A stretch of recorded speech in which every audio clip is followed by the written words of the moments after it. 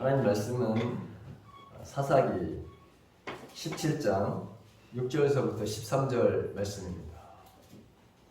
제가 읽는 성경은 구약성경 391쪽 정도가 됩니다. 우리 다 함께 같이 하나님의 말씀을 공독하겠습니다. 다 같이 시작. 그때 이스라엘 왕이 없었으므로 사람마다 자기 소견에 오른 대로 행하였더라. 유다 가족에 속한 유다 베들레헴에 한 청년이 있었으니 그는 레위인으로서 거기서 거류하였더라. 그 사람이 거주할 곳을 찾고자 하여 그 성읍 유다 베들레헴을 떠나 가다가 에브라임 산지로 가서 미가의 집에 이르매 미가가 그에게 묻되 너는 어디서부터 오느냐 하니 그가 이르되 나는 유다 베들레헴의 레위인으로서 거류할 곳을 찾으러 가노라 하는지라.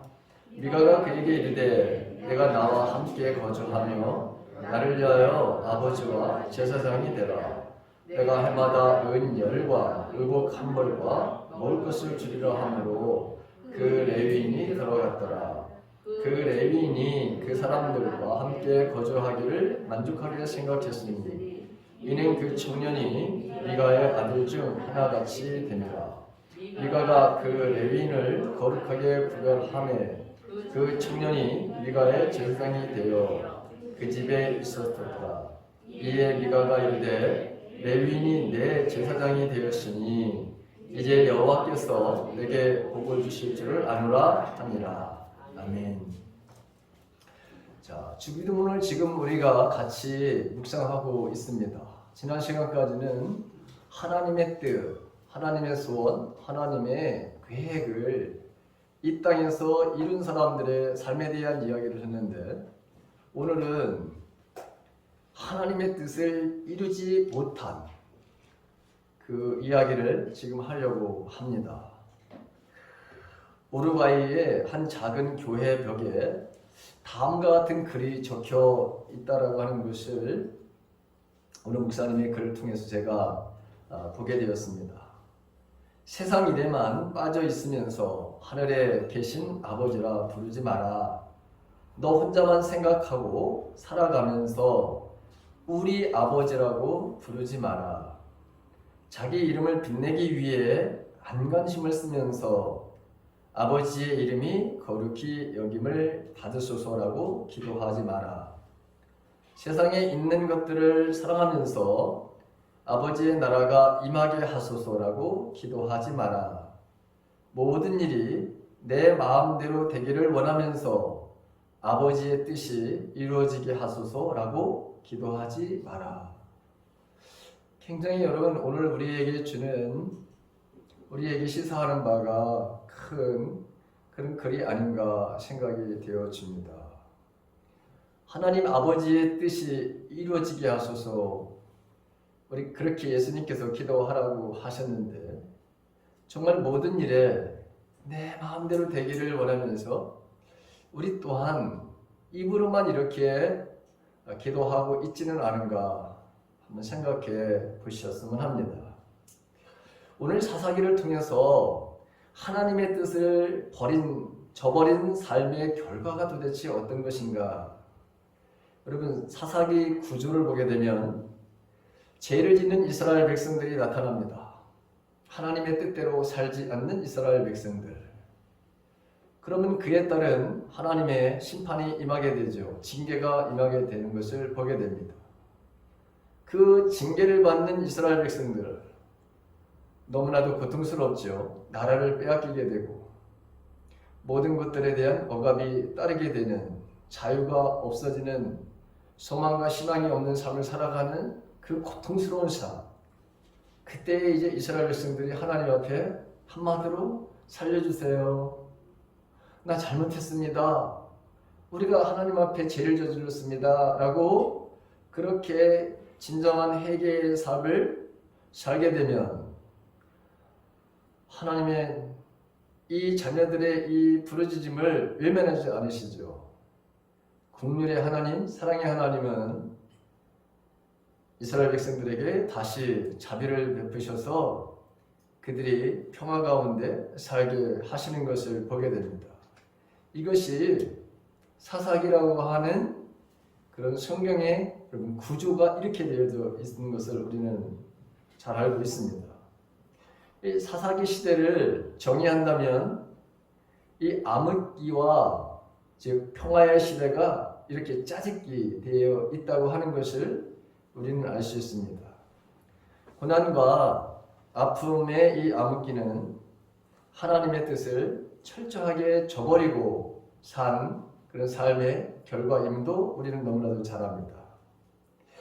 오늘 본문에 있는 말씀을 보게 되면 그때에 6절에 보게 되면 이스라엘 왕이 없었으므로 사람마다 자기 소견에 옳은 대로 행하였더라 이렇게 말씀하고 있고, 이 말씀이 마지막 사사기 21장 25절 마지막 절에도 보게 되면 그때에는 이스라엘 왕이 없었으므로 사람들은 저마다 자기의 뜻에 맞는 대로 했다 이렇게 기록되어져 있는 것을 보게 됩니다.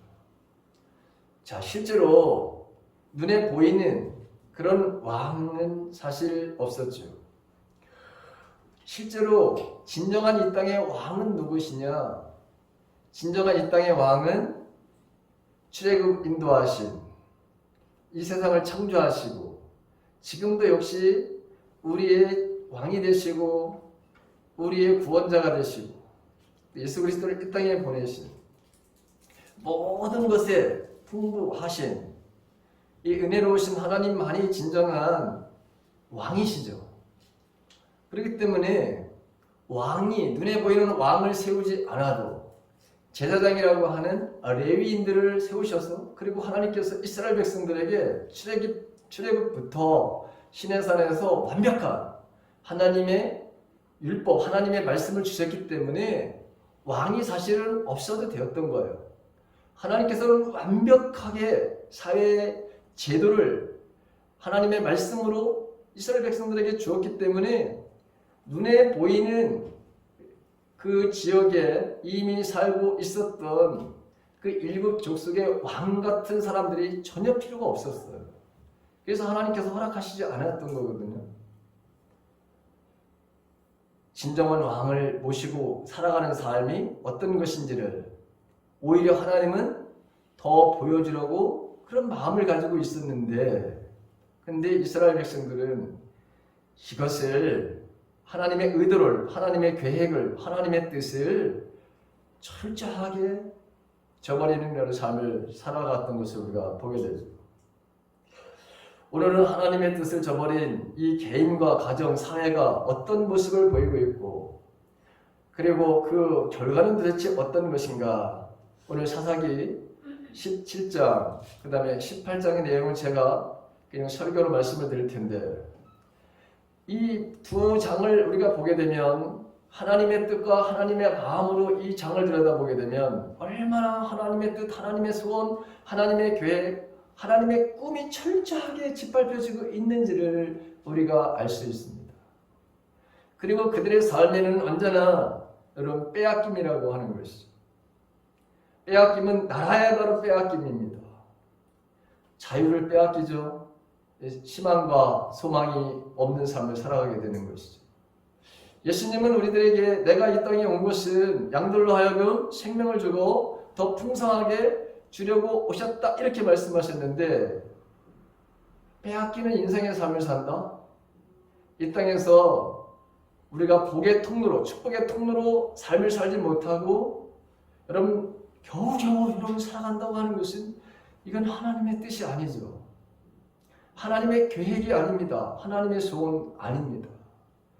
우리는 언제나 다른 사람들을 돕는, 다른 사람들에게 유익이 되는, 내가 실제로 가난하게 살고자 해서 여러분 그렇게 살지 않는 이상 우리는 풍부하게 살면서 다른 사람들에게 유익을 주는 삶을 살 수밖에 없는 그런 존재들이에요.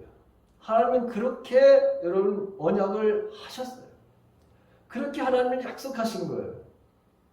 근데 오늘 이 말씀을 우리가 보면서 저와 여러분들이 내가 이 땅에서 하나님의 복의 사람들로, 복의 통로로 사용되어지는, 내가 반드시 나는 그런 삶을 살게 된다, 내 자녀들은 그런 삶을 살게 된다, 우리 교회는 그런 삶을 살게 된다라고 하는 이 믿음을 꼭 고백하시고 그렇게 되어지기를 늘 여러분 하나님 앞에 기도하면서 실제로 내 삶 속에서 아주 자그마한 것이라도 나누는 바라는 삶을 살아가시기를 간절히 바랍니다.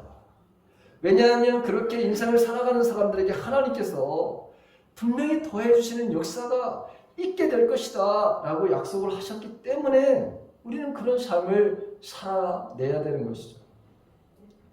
하나님의 백성인 이스라엘이 개인도 가정도 그 다음에 여기 지파도 모두가 각자 소견에 오른 대로 바로 행동을 하죠. 이게 사사시대에 이게 안타까운 바로 사회 모습입니다.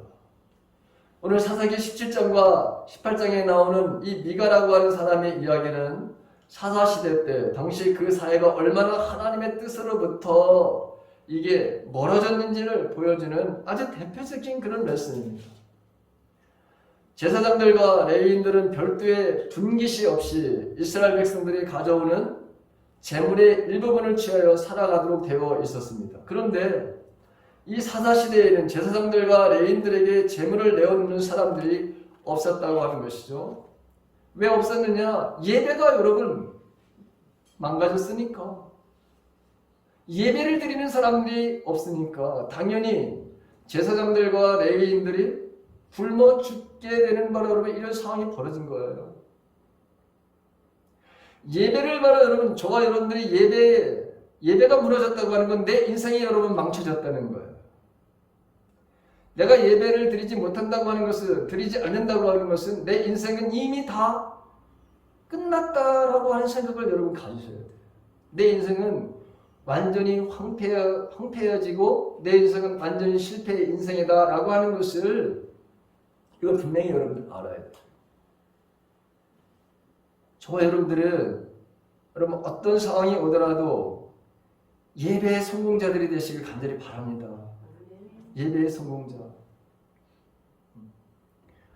결국 제사장들과 레위인들은 스스로 생계를 바로 책임져야 되는 거예요. 산업 전선에 뛰어든 거예요. 이 제사장들과 레위인들이. 자, 그러니 제사장들과 레위인들은 하나님을 섬기는 일이 그들의 바로 하나님께서 그들을 향하신 하나님의 뜻이었는데 그것을 할 수가 없게 되었잖아요. 그러니까 사사시대 때는 레위인과 바로 제사장마저 하나님을 바로 떠나가게 되니 어떻게 그런 복을 받을 수가 있겠느냐라고 하는 것이죠. 백성을 대표해서 하나님을 섬겨야 할 제사장들은 스스럼 없이 이 사람들이 우상을 또 여러분 섬기게 되었어요. 뿐만 아니라 단지파 12지파 중에 단지파에서 이 제사장직을 자신의 지파의 이익만을 위해서 멋대로 남용하는 이런 일들도 벌어지게 되었습니다. 미가의 집이나 단지파 사람들은 무조건 레위인들을 시켜 제사만 드리면 그들에게 그저 복이 쏟아질 거라고 하는 착각을 가졌던 것을 보게 됩니다. 이처럼 개인이나 가정이나 지파, 어떤 공동체가 이 하나님의 뜻과 멀어지는 즉 각자 소견에 오른 대로 행하게 되면 어떤 결과를 가져오는지 아주 명확하게 우리들에게 보여주고 있는 말씀이기도 하죠. 정말 하나님은 이 유대인들에게 있어서 이스라엘 백성들에게 있어서 가까이 하기에는 너무나도 먼 당신이 되어버렸어요.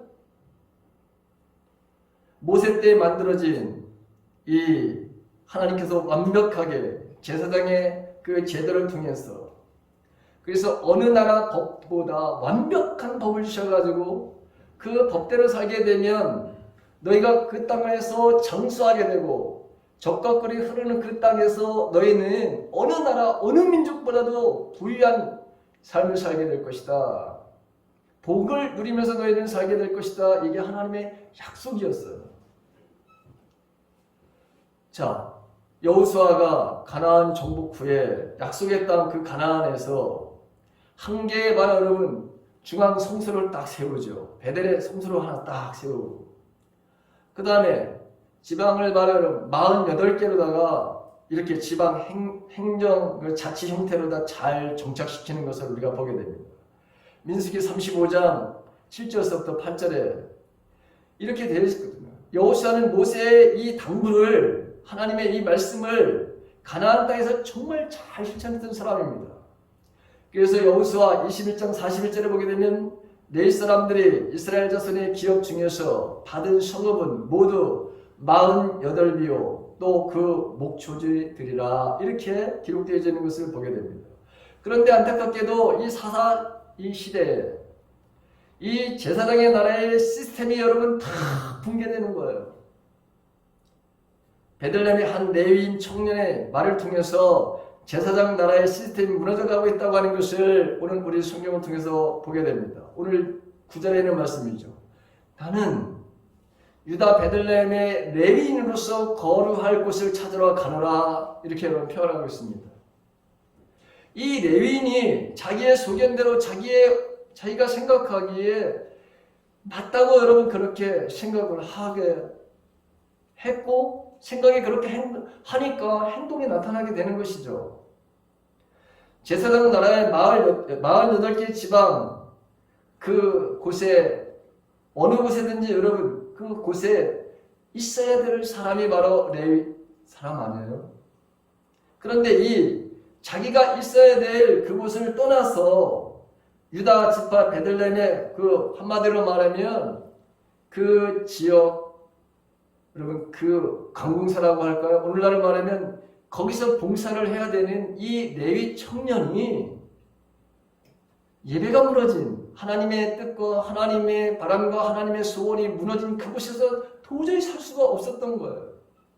그래서 이 청년은 그것을 떠나야 됐다고 하는 것이죠. 자, 이렇게 떠난 이유는 유다지파 베들레헴에 속한 자들이 그 책임과 소임을 저버렸기 때문이라고 하는 것이죠. 한마디로 말하면 예배를 드리지 않았다고 하는 거예요. 하나님을 온전하게 섬기는 삶을 그들이 살지 않았다고 하는 것이죠. 제사장의 역할은 뭡니까?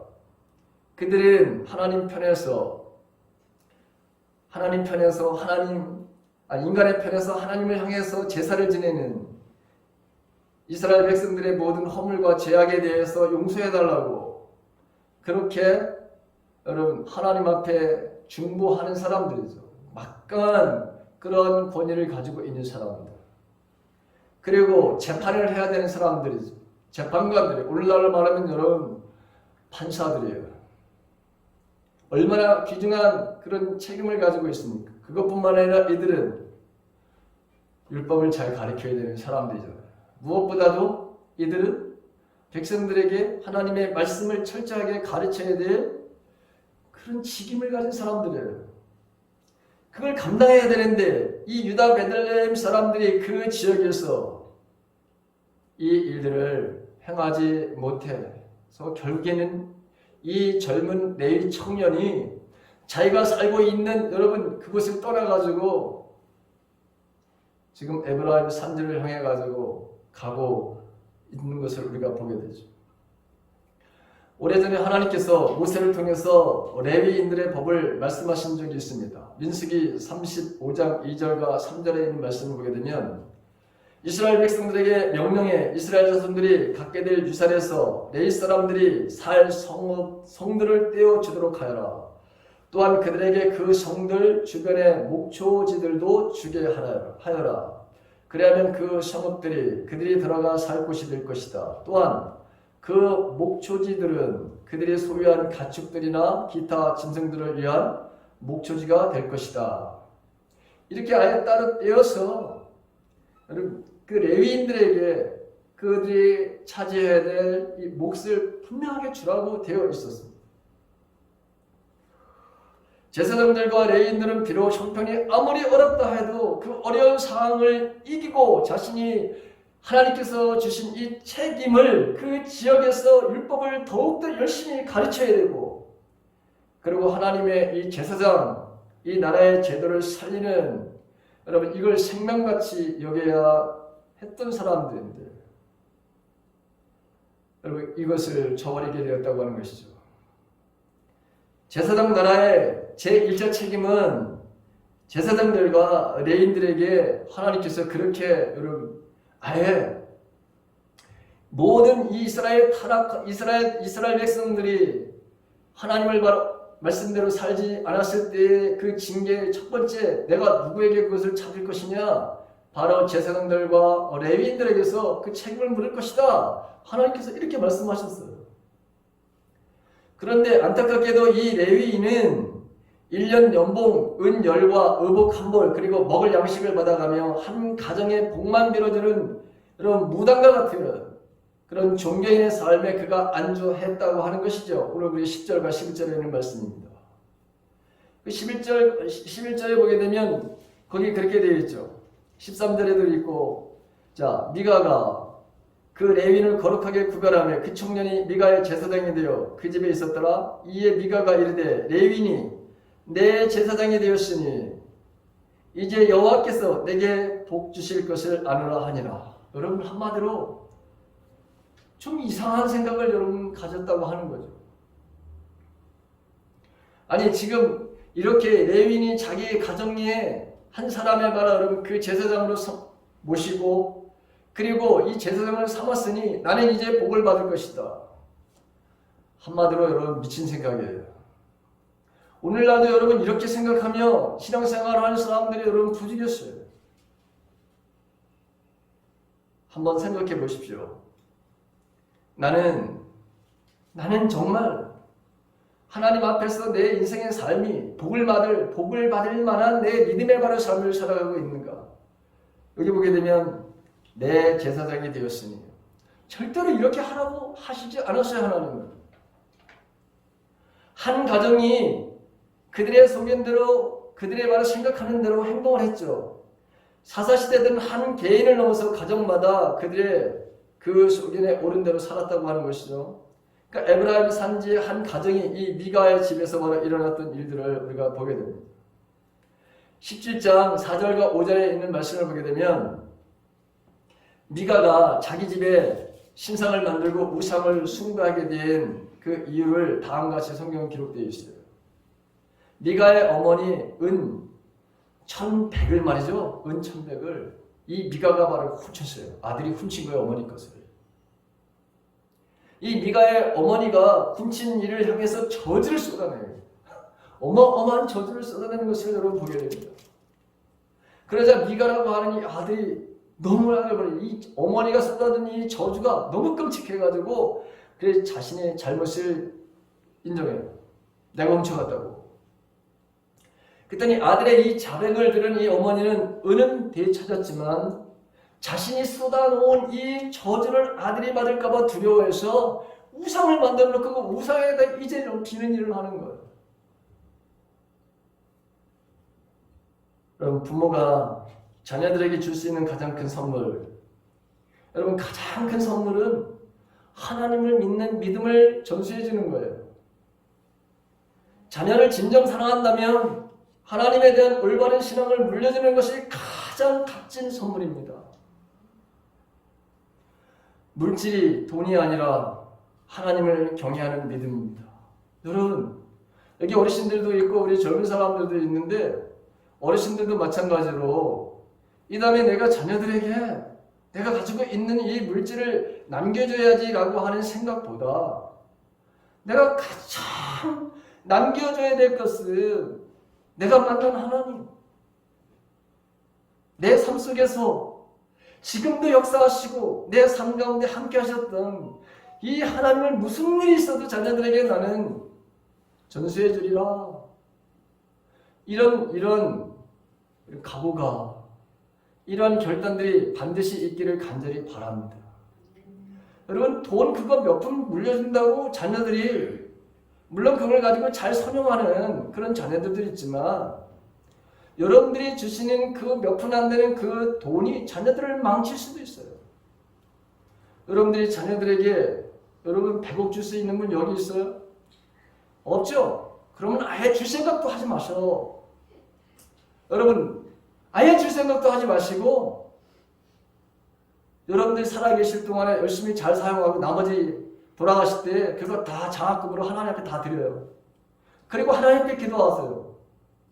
나보다도 완벽한 모든 것을 가지고 계시고 내 자녀에 대해서 모든 것을 알고 계신 하나님, 그 하나님이 내가 여러분 주는 것보다 모든 것을 창조하신 이 창조주 하나님, 모든 것이 내 것이라고 하시는 이 창조주 하나님이 그 자녀에게 주는 것이 훨씬 더 여러분 많아요.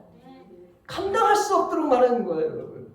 근데 그거 겨우 그거 몇 푼 안 되는 그거 여러분 남겨주려고 그거 아끼다가 여러분들 건강도 망치는 분들이 얼마나 많은지 모르겠어요.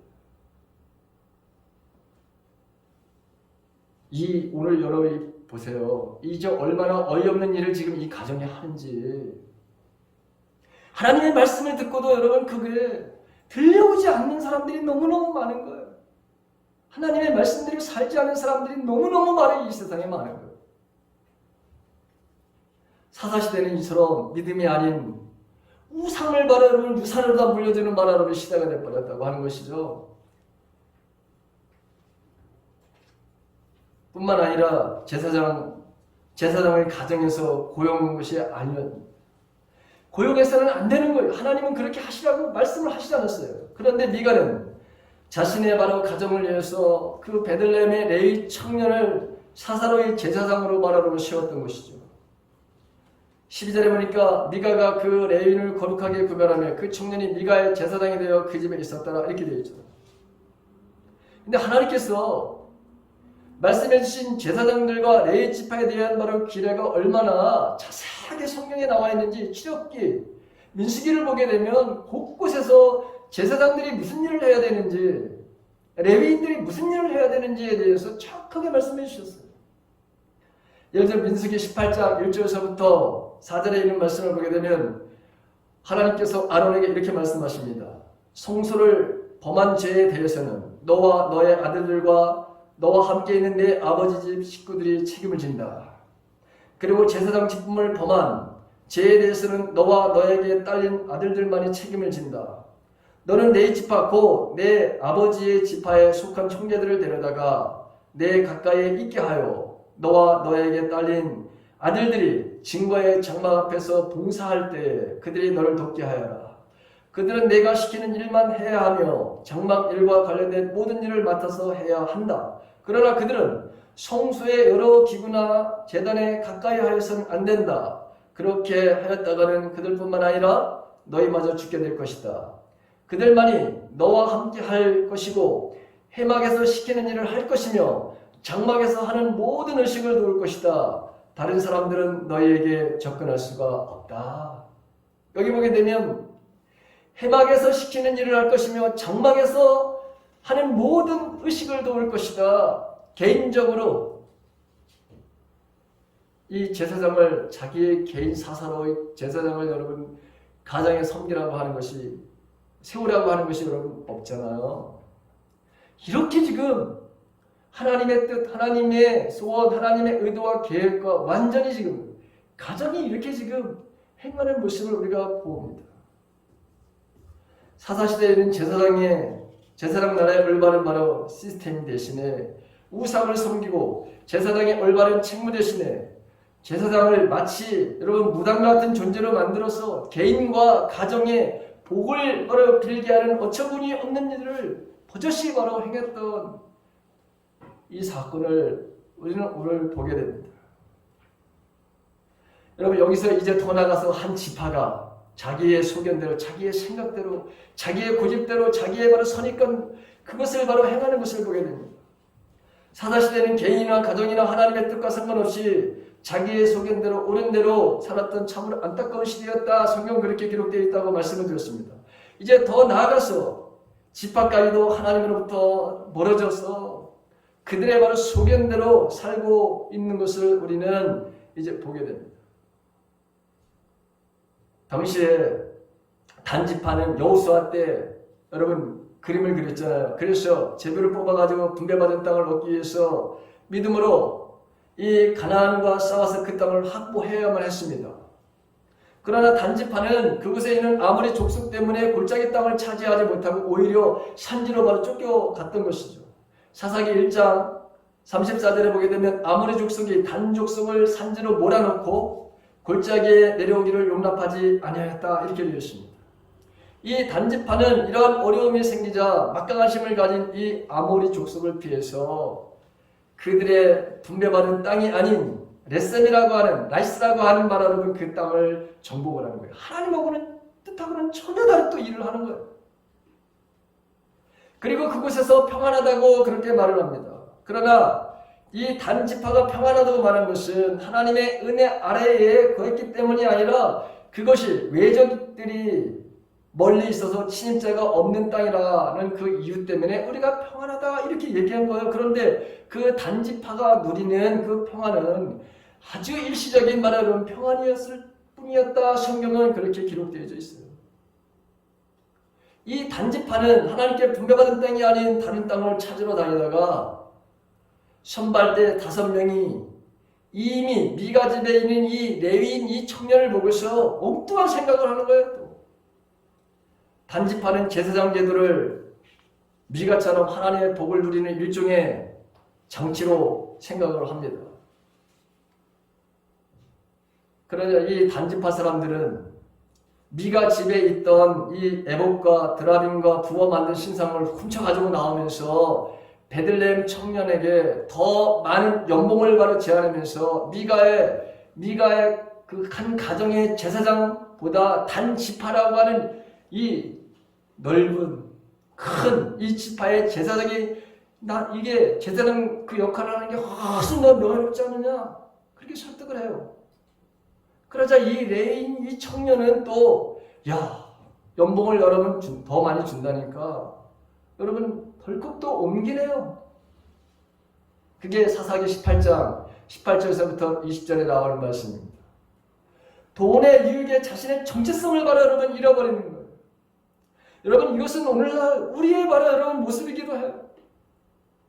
우리 한국교회 여러분 이 모습이기도 해요. 돈이라면 명예라면 무슨 일도 다 하잖아요 여러분. 교회 옮기는 거 뭐 이거 밥 먹듯이 하잖아요 여러분. 안 나가는 거 마음에 안 들고 이거 여러분 자기 소견대로 하는 거예요. 뭐든지 여러분 돈이 된다는 지혜를 다 어기는 거 아닙니까? 거룩하게 지켜라. 안식을 거룩하게 지켜라. 여러분 그러면 하나님께서 너희들에게 먹을 것 입을 것 다 하시는 하나님께서 공급해 주시겠다 하는데 안 되는 거예요 여러분 이게. 왜? 하나님이 어디 계셔? 하나님을 만나지 못했던 사람들. 그러니 여러분 물질이 있는 곳에 마음이 있다가 가는 거죠. 못 지키는 거예요. 이게 지금 한국교회예요. 다행한 것이 여러분 그래도 오늘 여기 이렇게 와서 여러분 지금 이 거룩한 주의를 지키는 여러분들은 정말 대단한 믿음을 가진 거예요. 그래서 여러분 제가 무슨 일이 있어도 어떤 일이 있어도 여러분 예배의 성공자가 되라. 그래야 하나님은 여러분들에게 축복의 여러분들이 뿐만 아니라 여러분의 자녀들을 축복의 통로로 사용하실 거예요.